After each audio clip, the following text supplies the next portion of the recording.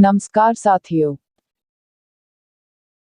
दिव्यांग सेवी एवं हिंदी के चर्चित युवा कवि, कथाकार, आलोचक व संपादक श्री गोलेंद्र पटेल जी छायावादी कवयित्री महादेवी वर्मा की नीलकंठ रेखाचित्रात्मक कहानी रिकॉर्डिंग करने के लिए भेजे हैं, ताकि दिव्यांग मतलब दृष्टिबाधित, नेत्रहीन विद्यार्थीगण इसे सुन सकें। समय न लेते हुए मैं कहानी का पाठ करती हूँ। कहानी का शीर्षक है नीलकंठ मोर। प्रयाग जैसे शांत और संस्कृति में नखास कोणात्र स्थिति रखता है। जितने दंगे फसाद और छुरे चाकूबाजी की घटनाएं घटित होती हैं, सबका शुभारंभ प्रायः नखासकोने से ही होता है। उसकी कुछ और भी अनोखी विशेषताएं हैं। घास काटने की मशीन के बड़े चौड़े चाकू से लेकर फरसा, कुल्हाड़ी, आरी, छुरी आदि में धार रखने वालों तक की दुकानें वही हैं। अतः गोंठिल चाकू छुरी को पैना करने के लिए दूर जाने की आवश्यकता नहीं है। आंखों का सरकारी अस्पताल भी वहीं प्रतिष्ठित है। शत्रु मित्र की पहचान के लिए दृष्टि कमजोर हो तो वहां ठीक कराई जा सकती है, जिससे कोई भूल होने की संभावना न रहे। इसके अतिरिक्त एक और अस्पताल उसी कोने में गरिमापूर्ण ऐतिहासिक स्थिति रखता है। आहत, मुमूर्ष व्यक्ति की दृष्टि से यह विशेष सुविधा है। यदि अस्पताल के अंतःकरणों में स्थान न मिले, यदि डॉक्टर, नर्स आदि का दर्शन दुर्लभ रहे तो बरामदे, पोर्टिको आदि में विश्राम प्राप्त हो सकता है, और यदि वहां भी स्थानाभाव हो, तो अस्पताल के कंपाउंड में मरने का संतोष तो मिल ही सकता है। हमारे देश में अस्पताल साधारण जन को अंतिम यात्रा में संतोष देने के लिए ही तो हैं। किसी प्रकार घसीटकर, टांगकर उस सीमा रेखा में पहुंचा आने पर बीमार और उसके परिचारकों को एक अनिर्वचनीय आत्मिक सुख प्राप्त होता है। इससे अधिक पाने की न उसकी कल्पना है, न मांग। कम से कम इस व्यवस्था ने अंतिम समय मुख में गंगाजल, तुलसी, सोना डालने की समस्या तो सुलझा ही दी है। यहाँ मत्स्य क्रय विक्रय केंद्र भी है और तेल फुलेल को दुकान भी, मानो दुर्गंध सुगंध में समरसता स्थापित करने का अनुष्ठान है। पर नखासकोने के प्रति मेरे आकर्षण का कारण उपयुक्त विशेषताएं नहीं हैं। वस्तुतः वह स्थान मेरे खरगोश, कबूतर, मोर, चकोर आदि जीव जंतुओं का कारागार भी है। अस्पताल के सामने की पटरी पर कई छोटे छोटे घर और बरामदे हैं, जिनमें ये जीव जंतु तथा इनके कठिन हृदय जेलद दोनों निवास करते हैं। छोटे बड़े अनेक पिंजरे बरामदे में और बाहर रखे रहते हैं, जिनमें 2 खरगोशों के रहने के स्थान में 25 और 4 चिड़ियों के रहने के स्थान में 50 भरी रहती हैं। इन छोटे जीवों को हंसने रोने के लिए भिन्न ध्वनियां नहीं मिली हैं, अतः इनका महाकलरव महाक्रंदन भी हो तो आश्चर्य नहीं। इन जीवों के कष्ट निवारण का कोई उपाय न सूझ पाने पर भी मैं अपने आप को उस ओर जाने से न हो रोक पाती। किसी पिंजरे में पानी न देखकर उसमें पानी रखवा देती हूँ। दाने का अभाव हो तो दाना डलवा देती हूँ। कुछ चिड़ियों को खरीदकर उड़ा देती हूँ। जिनके पंख काट दिए गए हैं, उन्हें ले आती हूँ। परंतु फिर जब उस ओर पहुंच जाती हूँ, सब कुछ पहले जैसा ही कष्टकर मिलता है। उस दिन एक अतिथि को स्टेशन पहुंचाकर लौट रही थी कि चिड़ियों और खरगोशों की दुकान का ध्यान आ गया और मैंने ड्राइवर को उसी ओर चलने का आदेश दिया। बड़े मियाँ चिड़ियावाले की दुकान के निकट पहुंचते ही उन्होंने सड़क पर आकर ड्राइवर को रुकने का संकेत दिया। मेरे कोई प्रश्न करने के पहले ही उन्होंने कहना आरंभ किया, सलाम गुरुजी। पिछली बार आने पर आपने मोर के बच्चों के लिए पूछा था। शंकरगढ़ से एक चिड़ीमार 2 मोर के बच्चे पकड़ लाया है, एक मोर है, एक मोरनी। आप पाल लें। मोर के पिंजों से दवा बनती है, सो ऐसे हो लोग खरीदने आए थे। आखिर मेरे सीने में भी तो इंसान का दिल है। मारने के लिए ऐसी मासूम चिड़ियों को कैसे देऊं? टालने के लिए मैंने कह दिया, गुरुजी ने मंगवाए हैं। वैसे यह कमबख्त रोजगार ही खराब है। बस पकड़ो पकड़ो, मारो मारो। बड़े मियाँ के भाषण की तूफान मेल के लिए कोई निश्चित स्टेशन नहीं है। सुनने वाला थककर जहां रोक दे, वहीं स्टेशन मान लिया जाता है। इस तथ्य के परिचित होने के कारण ही मैंने बीच ही में उन्हें रोककर पूछा, मोर के बच्चे हैं कहाँ?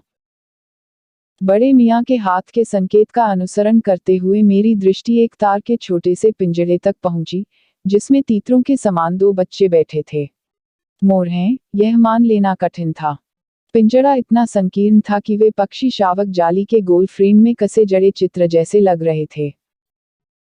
मेरे निरीक्षण के साथ साथ बड़े मियाँ की भाषण मेल चली जा रही थी। ईमान कसम, गुरुजी, चिड़ीमार ने मुझसे इस मोर के जोड़े के नकद 30 रुपये लिए हैं। बारहा कहा, भाई जरा सोच तो, अभी इनमें मोर की कोई खासियत भी है कि तू इतनी बड़ी कीमत ही मांगने चला।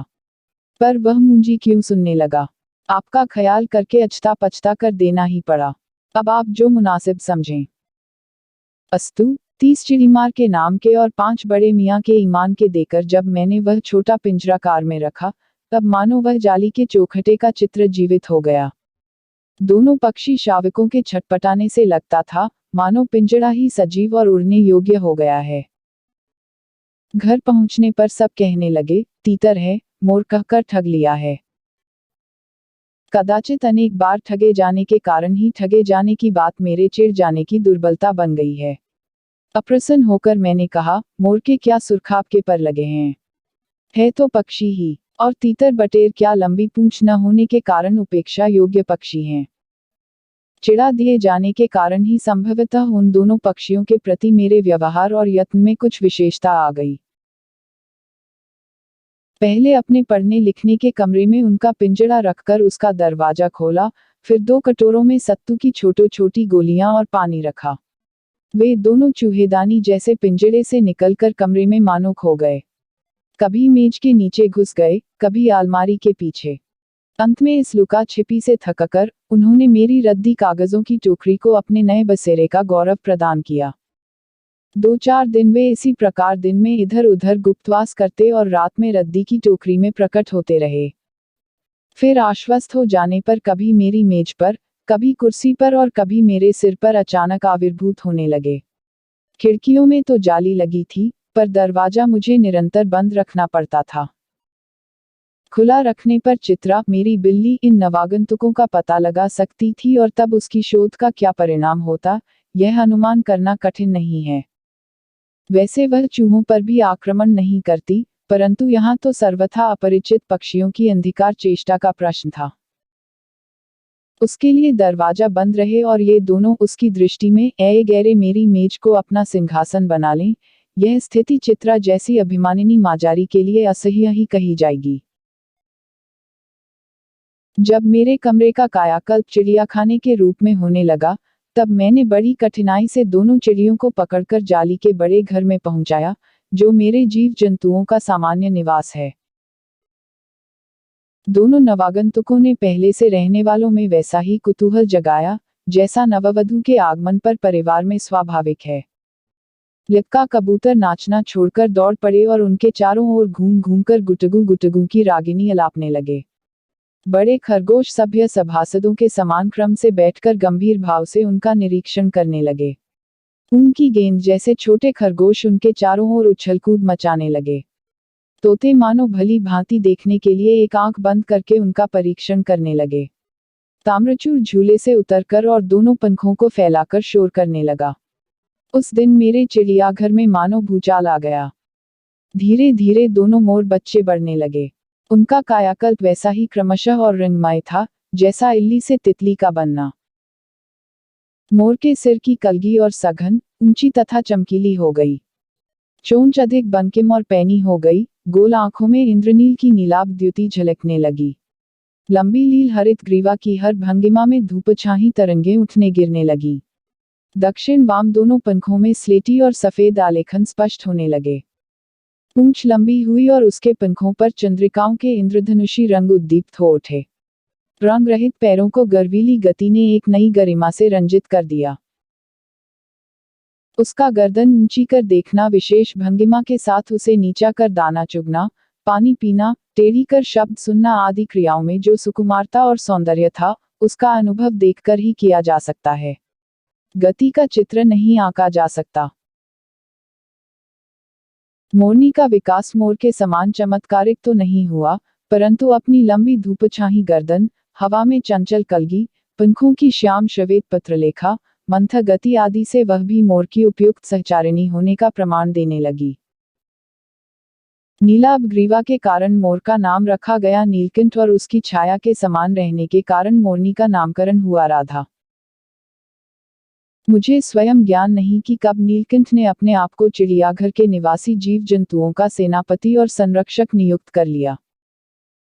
सवेरे ही वह सब खरगोश, कबूतर आदि की सेना एकत्र कर उस ओर ले जाता जहां दाना दिया जाता है और घूम घूम कर मानो सबकी रखवाली करता रहता। किसी ने कुछ गड़बड़ की और वह अपने तीखे चंचू प्रहार से उसे दंड देने दौड़ा। खरगोश के छोटे और शरीर बच्चों को वह चोंच से उनके कान पकड़कर उठा लेता था और जब तक वे आर्तक्रंदन न करने लगते उन्हें अधर में लटकाए रखता। कभी कभी उसकी पैनी चोंच से खरगोश के बच्चों का कर्णवेध संस्कार हो जाता था, पर वे फिर कभी उसे क्रोधित होने का अवसर न देते थे। उसके दंड विधान के समान ही उन जीव जंतुओं के प्रति उसका प्रेम भी असाधारण था। प्रायः वह मिट्टी में पंख फैलाकर बैठ जाता और वे सब उसकी लंबी पूंछ और सघन पंखों में छुआ छुअल सा खेलते रहते थे। एक दिन उसके अपत्य स्नेह का हमें ऐसा प्रमाण मिला कि हम विस्मित हो गए। कभी कभी खरगोश, कबूतर आदि सांप के लिए आकर्षण बन जाते हैं और यदि जाली के घर में पानी निकलने के लिए बनी नालियों में से कोई खुली रह जाए तो उसका भीतर प्रवेश पा लेना सहज हो जाता है। ऐसी ही किसी स्थिति में एक सांप जाली के भीतर पहुंच गया। सब जीव जंतु भागकर इधर उधर छिप गए, केवल एक शिशु खरगोश सांप की पकड़ में आ गया। निगलने के प्रयास में सांप ने उसका आधा पिछला शरीर तो मुंह में दबा रखा था, शेष आधा जो बाहर था उससे ची ची का स्वर भी इतना तीव्र नहीं निकल सकता था कि किसी को स्पष्ट सुनाई दे सके। नीलकंठ दूर ऊपर झूले में सो रहा था। उसी के चौकन्ने कानों ने उस मंद स्वर की व्यथा पहचानी और वह पूंछ पंख समेटकर सर्र से एक झपटे में नीचे आ गया। संभवत अपनी सहज चेतना से ही उसने समझ लिया होगा कि सांप के फन पर चोंच मारने से खरगोश भी घायल हो सकता है। उसने सांप को फन के पास पंजों से दबाया और फिर चोंच से इतने प्रहार किए कि वह अधमरा हो गया। पकड़ ढीली पड़ते ही खरगोश का बच्चा मुख से निकल आया, परंतु निश्चेष्ट सा वहीं पड़ा रहा। राधा ने सहायता देने की आवश्यकता नहीं समझी, परंतु अपनी मंदकेका से किसी असामान्य घटना की सूचना सब ओर प्रसारित कर दी। माली पहुंचा, फिर हम सब पहुंचे। नीलकंठ जब सांप के 2 खंड कर चुका तब उस शिशु खरगोश के पास गया और रात भर उसे पंखों के नीचे उष्णता देता रहा। कार्तिकेय ने अपने युद्ध वाहन के लिए मयूर को क्यों चुना होगा, यह उस पक्षी का रूप और स्वभाव देखकर समझ में आ जाता है। मयूर कला प्रिय वीर पक्षी है, हिंसक मात्र नहीं। इसी से उसे बाज, चील आदि की श्रेणी में नहीं रखा जा सकता, जिनका जीवन ही क्रूरकर्म है। नीलकंठ में उसकी जातिगत विशेषताएं तो थीं ही, उनका मानवीकरण भी हो गया था। मेघों की सांवली छाया में अपने इंद्रधनुष के गुच्छे जैसे पंखों को मंडलाकार बनाकर जब वह नाचता था, तब उस नृत्य में एक सहजात लय ताल रहता था। आगे पीछे, दाहिने बाएं क्रम से घूमकर वह किसी अलक्ष्य सम पर ठहर ठहर जाता था। राधा नीलकंठ के समान नहीं नाच सकती थी, परंतु उसकी गति में भी छंद रहता था। वह नृत्य में नीलकंठ के दाहिनी ओर के पंख को छूती हुई बाईं ओर निकल आती थी और बाएं पंख को स्पर्श कर दाहिनी ओर। इस प्रकार उसकी परिक्रमा में भी एक पूरक ताल का परिचय मिलता था। नीलकंठ ने कैसे समझ लिया कि उसका नृत्य मुझे बहुत भाता है, यह तो नहीं बताया जा सकता, परंतु अचानक एक दिन वह मेरे जालीघर के पास पहुंचते ही अपने झूले से उतरकर नीचे आ गया और पंखों का सतरंगी मंडलाकार छाता तानकर नृत्य की भंगिमा में खड़ा हो गया। तब से यह नृत्य भंगिमा नृत्य का क्रम बन गई। प्रायः मेरे साथ कोई न कोई देशी विदेशी अतिथि भी पहुंच जाता था और नीलकंठ की मुद्रा को अपने प्रति सम्मान सूचक समझकर विस्मयाभिभूत हो उठता था। कई विदेशी महिलाओं ने उसे परफेक्ट जेंटलमैन की उपाधि दे डाली। जिस नुकीली पैनी चोंच से वह भयंकर विषधर को खंड खंड कर सकता था, उसी से मेरी हथेली पर रखे हुए भुने चने ऐसी कोमलता से हौले हौले उठाकर खाता था कि हंसी भी आती थी और विस्मय भी होता था। फलों के वृक्षों से अधिक उसे पुष्पित और पल्लवित वृक्ष भाते थे। वसंत में जब आम के वृक्ष सुनहली मंजरियों से लद जाते थे, अशोक नए लाल पल्लवों से ढक जाता था, तब जालीघर में वह इतना अस्थिर हो उठता था कि उसे बाहर छोड़ देना पड़ता। पर जब तक राधा को भी मुक्त न किया जाए, वह दरवाजे के बाहर ही उपालंब की मुद्रा में खड़ा रहता। मंजरियों के बीच उसकी नीलाभ झलक संध्या की छाया से सुनहले सरोवर में नीले कमल दलों का भ्रम उत्पन्न कर देतो थी। हवा से तरंगायित अशोक के रक्तिमाभ पत्तों में तो वह मूंगे के फलक पर मरकत से बना चित्र जान पड़ता था। नीलकंठ और राधा की सबसे प्रिय ऋतु तो वर्षा ही थी। मेघों के उमड़ आने से पहले ही वे हवा में उसकी सजल आहट पा लेते थे और तब उनकी मंद्र केका की गूंज अनुगूंज तीव्र से तीव्रतर होती हुई मानो बूंदों के उतरने के लिए सोपान पंक्ति बनने लगती थी। मेघ के गर्जन के ताल पर ही उसके तन में नृत्य का आरंभ होता। और फिर मेघ जितना अधिक गरजता, बिजली जितनी अधिक चमकती, बूंदों की रिमझिमाहट जितनी तीव्र होती जाती, नीलकंठ के नृत्य का वेग उतना ही अधिक बढ़ता जाता और उसकी केका का स्वर उतना ही मंद्र से मंद्रतर होता जाता। वर्षा के थम जाने पर वह दाहिने पंजे पर दाहिना पंख और बाएं पर बायां पंख फैलाकर सुखाता। कभी कभी वे दोनों एक दूसरे के पंखों से टपकने वाली बूंदों को चोंच से पी पीकर पंखों का गीलापन दूर करते रहते। इस आनंदोत्सव की रागिनी में बेमेल स्वर कैसे बज उठा, यह भी एक करुण कथा है। एक दिन मुझे किसी कार्य से नखासकोने से निकलना पड़ा और बड़े मियाँ ने पहले के समान कार को रोक लिया। इस बार किसी पिंजरे की ओर नहीं देखूंगी, यह संकल्प करके मैंने बड़े मियाँ की विरल दाढ़ी और सफेद डोरे से कान में बंधी ऐनक को ही अपने ध्यान का केंद्र बनाया, पर बड़े मियाँ के पैरों के पास जो मोरनी पड़ी थी उसे अनदेखा करना कठिन था। मोरनी राधा जैसी ही थी। उसके मूंछ से बंधे दोनों पंजों की उंगलियां टूटकर इस प्रकार एकत्र हो गई थीं कि वह खड़ी ही नहीं हो सकती थी। बड़े मियाँ की भाषण मेल फिर दौड़ने लगी, देखिए गुरुजी, कमबख्त चिड़ीमार ने बेचारी का क्या हाल किया है। ऐसे कभी चिड़िया पकड़ी जाती है। आप न आई होती तो मैं उसी के सिर इसे पटक देता। पर आपसे भी यह अधमरी मोरनी ले जाने को कैसे कहूं। कोट सारांश यह कि 7 रुपये देकर मैं उसे अगली सीट पर रखवा कर घर ले आई और एक बार फिर मेरे पढ़ने लिखने का कमरा अस्पताल बना। पंजों की मरहम पट्टी और देखभाल करने पर वह महीने भर में अच्छी हो गई। उंगलियां वैसी ही टेढ़ी मेढ़ी रहीं, परंतु वह ठूंठ जैसे पंजों पर डगमगाती हुई चलने लगी। तब उसे जालीघर में पहुंचाया गया और नाम रखा गया कुब्जा। कुब्जा नाम के अनुरूप स्वभाव से भी वह कुब्जा प्रमाणित हुई। अब तक नीलकंठ और राधा साथ रहते थे। अब कुब्जा उन्हें साथ देखते ही मारने दौड़ती। चोंच से मार मारकर उसने राधा की कलगी नोच डाली, पंख नोच डाले। कठिनाई यह थी कि नीलकंठ उससे दूर भागता था और वह उसके साथ रहना चाहती थी। न किसी जीव जंतु से उसकी मित्रता थी, न वह किसी को नीलकंठ के समीप आने देना चाहती थी। उसी बीच राधा ने 2 अड्डे दिए, जिनको वह पंखों में छिपाए बैठी रहती थी। पता चलते ही कुब्जा ने चोंच मार मार राधा को ढकेल दिया और फिर अड्डे फोड़कर ढूंढ जैसे पैरों से सब ओर छितरा दिए। हमने उसे अलग बंद किया तो उसने दाना पानी छोड़ दिया और जाली पर सिर पटक पटक कर घायल कर लिया। इस कलह कोलाहल से और उससे भी अधिक राधा की दूरी से बेचारे नीलकंठ की प्रसन्नता का अंत हो गया। कई बार वह जाली के घर से निकल भागा। एक बार कई दिन भूखा प्यासा आम की शाखाओं में छिपा बैठा रहा, जहां से बहुत पुचकार कर मैंने उतारा। एक बार मेरी खिड़की के शेड पर छिपा रहा। मेरे दाना देने जाने पर वह सदा के समान अब भी पंखों को मंडलाकार बनाकर खड़ा हो जाता था, पर उसकी चाल में थकावट और आंखों में एक शून्यता रहती थी। अपनी अनुभवहीनता के कारण ही मैं आशा करती रही कि थोड़े दिन बाद सब में मेल हो जाएगा। अंत में 3-4 मास के उपरांत एक दिन सबेरे जाकर देखा कि नीलकंठ पूंछ पंख फैलाए धरती पर उसी प्रकार बैठा हुआ है, जैसे खरगोश के बच्चों को पंख में छिपाकर बैठता था। मेरे पुकारने पर भी उसके न उठने पर संदेह हुआ। वास्तव में नीलकंठ मर गया था। क्यों का उत्तर तो अब तक नहीं मिल सका है। न उसे कोई बीमारी हुई, न उसके रंग बिरंगे फूलों के स्तबक जैसे शरीर पर किसी चोट का चिन्ह मिला। मैं अपने शाल में लपेटकर उसे संगम ले गई। जब गंगा की बीच धार में उसे प्रवाहित किया गया, तब उसके पंखों को चंद्रिकाओं से बिंबित प्रतिबिंबित होकर गंगा का चौड़ा पाट एक विशाल मयूर के समान तरंगित हो उठा। नीलकंठ के न रहने पर राधा तो निश्चेष सी कई दिन कोने में बैठी रही। वह कई बार भागकर लौट आया था, अतः वह प्रतीक्षा के भाव से द्वार पर दृष्टि लगाए रहती थी। पर कुब्जा ने कोलाहल के साथ खोज ढूंढ आरंभ की।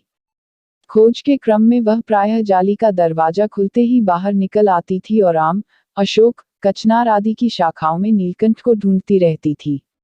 एक दिन वह आम से उतरी ही थी कि कजली अल्सेशियन कुत्ती सामने पड़ गई। स्वभाव के अनुसार उसने कजली पर चोंच से प्रहार किया। परिणामत कजली के 2 दांत उसकी गर्दन पर लग गए। इस बार उसका कलह कोलाहल और द्वेष प्रेम भरा जीवन बचाया न जा सका। परंतु इन 3 पक्षियों ने मुझे पक्षी प्रकृति की विभिन्नता का जो परिचय दिया है, वह मेरे लिए विशेष महत्व रखता है। राधा अब प्रतीक्षा में ही दुकेली है। आषाढ़ में जब आकाश मेघाच्छन्न हो जाता है, तब वह कभी ऊंचे झूले पर और कभी अशोक की डाल पर अपनी केका को तीव्र से तीव्रतर करके नीलकंठ को बुलाती रहती है। धन्यवाद।